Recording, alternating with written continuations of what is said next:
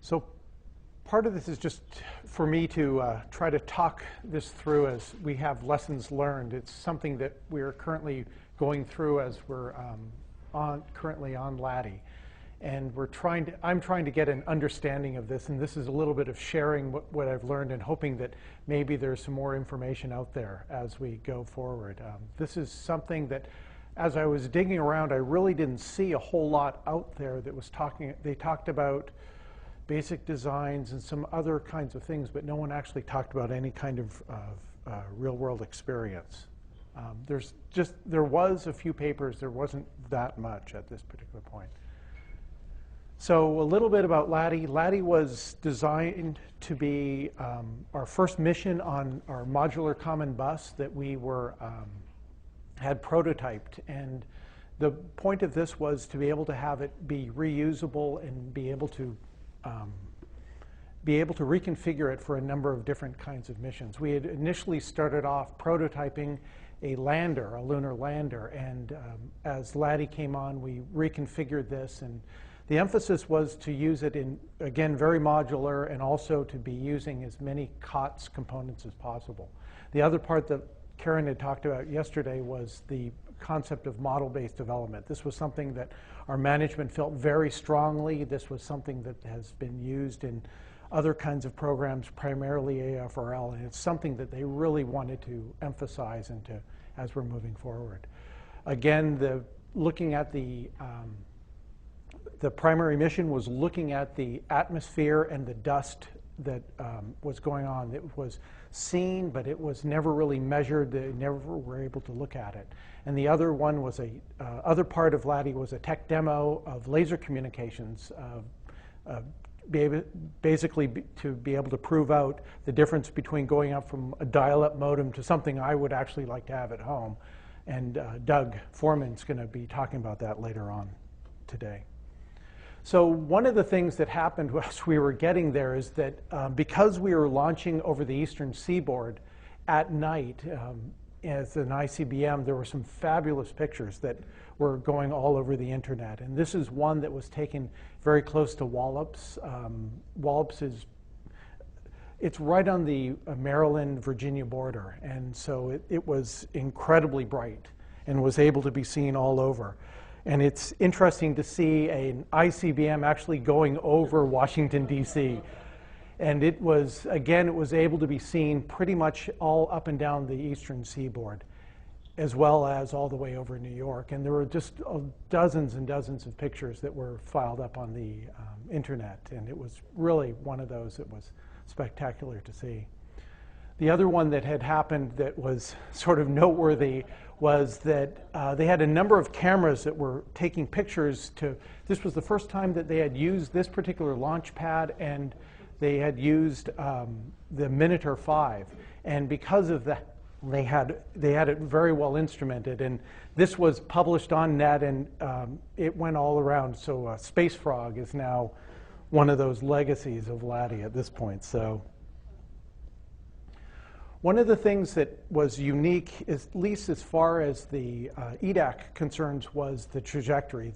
The way we ended up getting there. We ended up taking a phasing loop approach where we first kept on going to push our orbit higher and higher until we could actually go and get into orbit around the moon. Because of that, we made several passes back through Earth's atmosphere, and it was those passes that we started to see some things that started to concern us. Once we got into lunar orbit, we then again did a number of lowering burns, and we're now at our science orbit right now. Just briefly talking about the avionics, this isn't all of it, but this is primarily the major pieces talking about the main components of memory. Again, we had a BAE RAD 750. It was a 3U configuration, 128 megabits of memory. It had a nibble correct with hardware correction built in. We also were flying the Broadreach DMOAB. It's a digital multi-operations avionics board. they like their acronyms. It had 1 gigabyte of memory that we used for primary science storage that we had divided up into 4 partitions, 4 primary partitions. There are some other ones. We also have some other memory. We have SRAM for some of the devices, much smaller in amounts, and also we had EEPROM and flash we used for program stores. I didn't really cover that at this particular time. This was just briefly talking about our software requirements. The main thing is we needed something to be able to enable and disable the hardware scrubbing methods to be able to service the interrupts that were going on on the spacecraft, and also to be able to diagnose and log all these events as we are going forward. And the way that we ended up doing this, again, we were built a top CFE. So this was, the memory scrub took primarily 2 parts. One was a VxWorks driver that we were running at a very low level to actually service the interrupts and actually interface to the actual hardware to be able to talk to the actual engines that were doing the memory scrub. And then we had a memory scrub task that was accepting commands, configuring the drivers, and also recording and logging all the different events that were going on. This is a plot.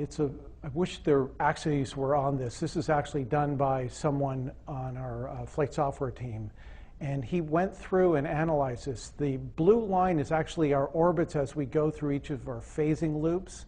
The green dots at the bottom, close to one of the axes, is the Earth.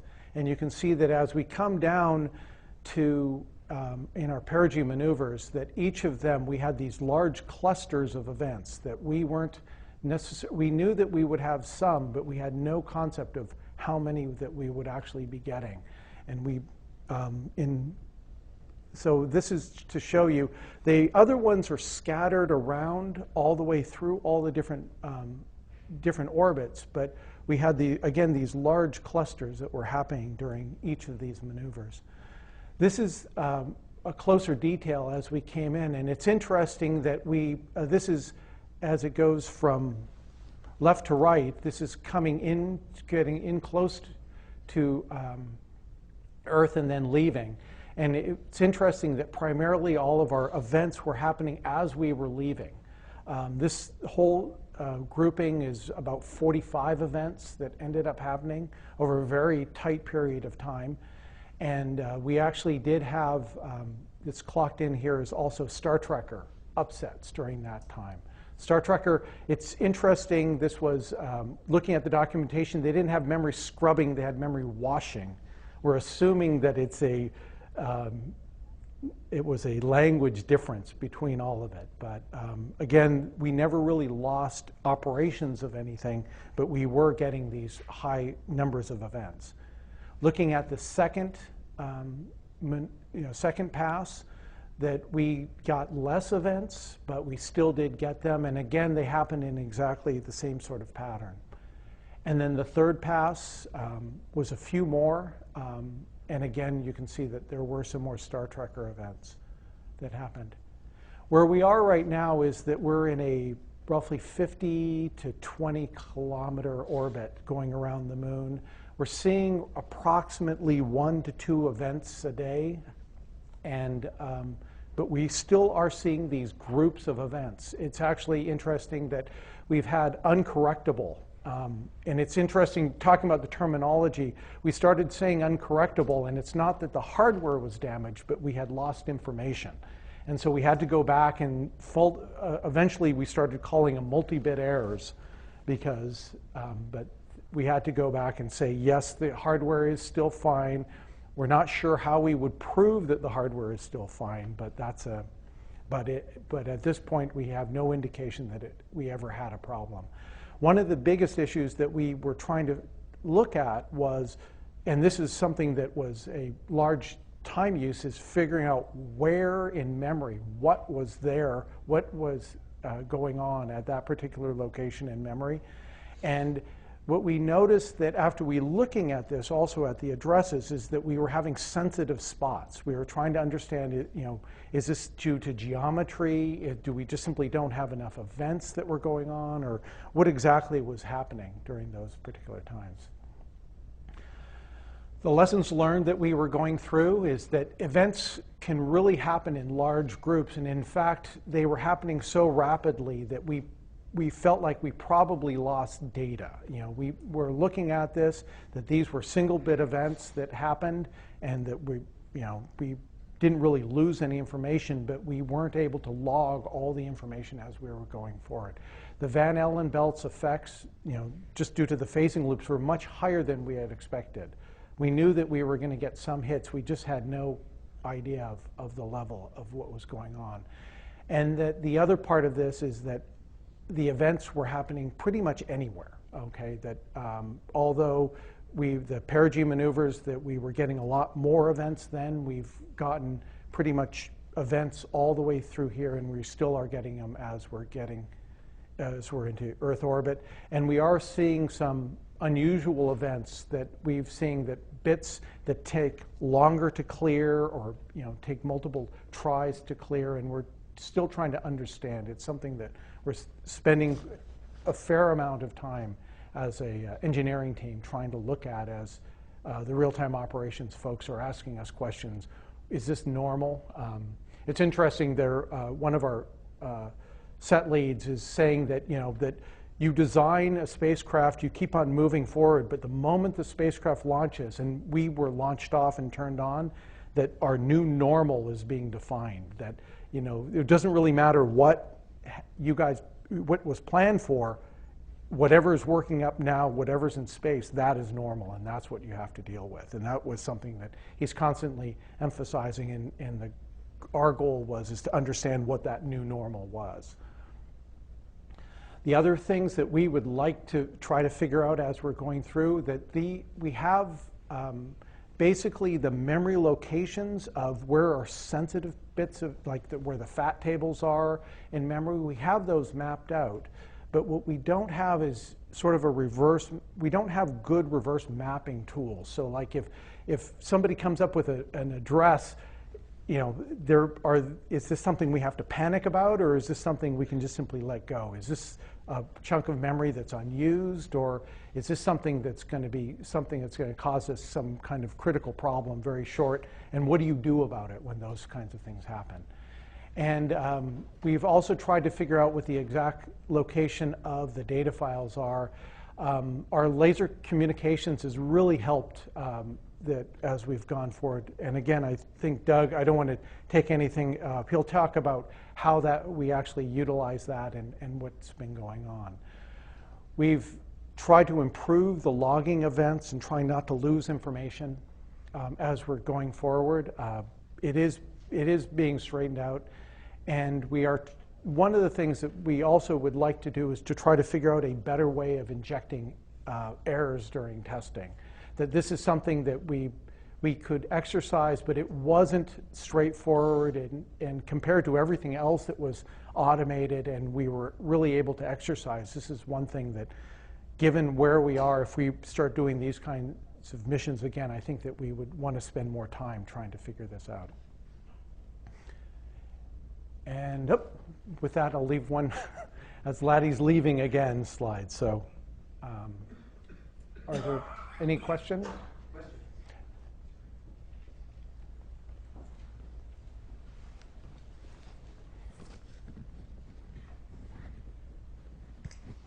Ingolf Steinbach here in Optronic. Can you give some information on the ratio between single-bit errors and uncorrectable errors? Yes. Almost all of our events have been single-bit errors. We've had a lot of them, and in fact, there's papers out there currently talking about, we have SDRAM, and it's talking about whether or not SRAM versus SDRAM, and I think some of the talks have said that some of the geometries of the chips, primarily all of our events have been single-bit errors. We've had, it's interesting, our multi-bit errors, we've had clusters of them. So they've happened in groups, but of those clusters, we've only had 2, right now, and they've all hit roughly the same chunk of memory.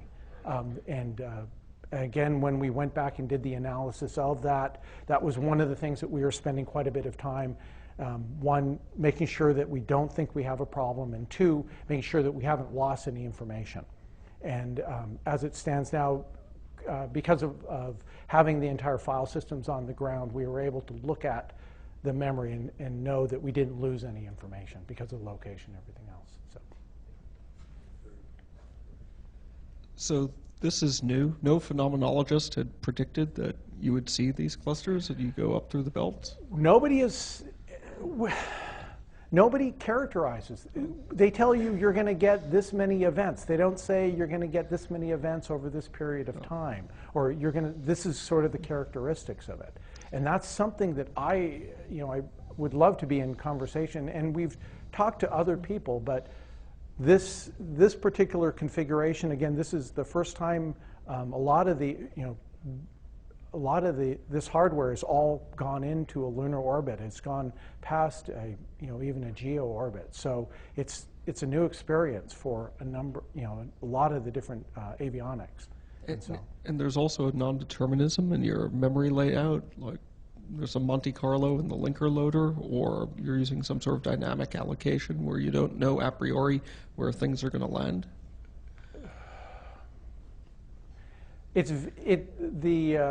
Well, there's two parts of this. We do know from the VxWorks, there are two major chunks of memory. The VxWorks part of that, we know pretty well where everything is and what is at all these different locations. The one that we're really struggling with is where we had our multi-bit errors, which is on our memory storage, which is FAT file systems. And that was the thing that we've looked, I mean, it's a standard FAT file system, and we still don't have looking for good tools that can go backwards and forwards. Once we get the file system on the ground, we can run all the standard analysis tools against it, and we've done that and know that we haven't lost any information. But what we'd love to be able to do is to be able to do this. It's sort of a workaround, or and we'd love to be able to do this in orbit. It's something that I don't think we're in a unique situation where we can actually take a look at that, and I don't think everybody can. And what was the protocol for handling multi-bit errors? Because you had like double error detection, but at that point you didn't know what was going on. The main way, and that was one of the things that we had to talk through in the requirements, is that we chose to silence the error. Since the data was lost, what we ended up doing is rewriting what we considered our best guess out to the memory to silence the error, and that was the and we logged the information and logged what we read at that particular time, and that was the best we could do. And then post on the ground, then that's when we took a look at the location and tried to figure that out. So. Other questions? Yes. So you said the errors tended to cluster. Did they cluster in particular chips or an area that looked like possibly there was less shielding or something? I mean, it just seems like if the word cluster implies there's some relationship. We looked at the geometry of the board, and yes, they were clustering in one particular bank of chips. Okay, the two boards, one of them seemed to be being hit in a particular area, and that was why we were talking about sensitive spots and trying to figure out, what was going on. We talked to our PI who had been doing some of the Van Allen probe, had helped out, and he was saying that the question you have is, do you have enough information to make any kind of statistical case at this point? And his feeling at this particular time is that we didn't. The problem is for flight software, if you start getting the one bad hit, it's all you really need at that particular point. So I would be interested to know if anybody does know, you can please let me know if there are any good tools that people have for looking at FAT file systems. So it just seems like I just have not found them at this particular point. So anyway. Other questions? Oh, well, I mean, what? No, you got that way we get it recorded. Yeah, what was that? Norton Utilities. That's Yeah. what you use. I mean, that's what we had to use on MER to fix the same problems on the surface of Mars. Was Okay. basically a reimplementation of part of Norton Utilities to Okay. fix it. I mean, everybody knows that's a pretty buggy Yeah, file yeah, system. yeah. I guess that's one of the things that we would probably think about at that particular point. We did not run, we had some basic ones, but we didn't have all of the utilities that we were looking at. Other comments or questions? I think there's one more. Yeah, so if you're seeing issues confined to certain physical banks of chips, that could also be an issue with certain address lines or lines in your data bus. Have you looked at those issues? Again, we've looked at as much as we can, and mind you, we're trying to just simply look at the board, look at the traces, and trying to understand that. That's one of the reasons why we had one of our engineers, and there's a lot more analysis. We're talking about trying to figure out as we go forward, looking at this and publishing it, and we're working with the vendors trying to have them look at this and trying to understand it. But yes, we're trying to go through that also, looking at the individual addresses and looking at, is there something common between all of it? But again, going back is, do we have enough information to actually make any kind of assumptions of that, or so a diagnosis at this point. Others? Okay, thank you. Thank you.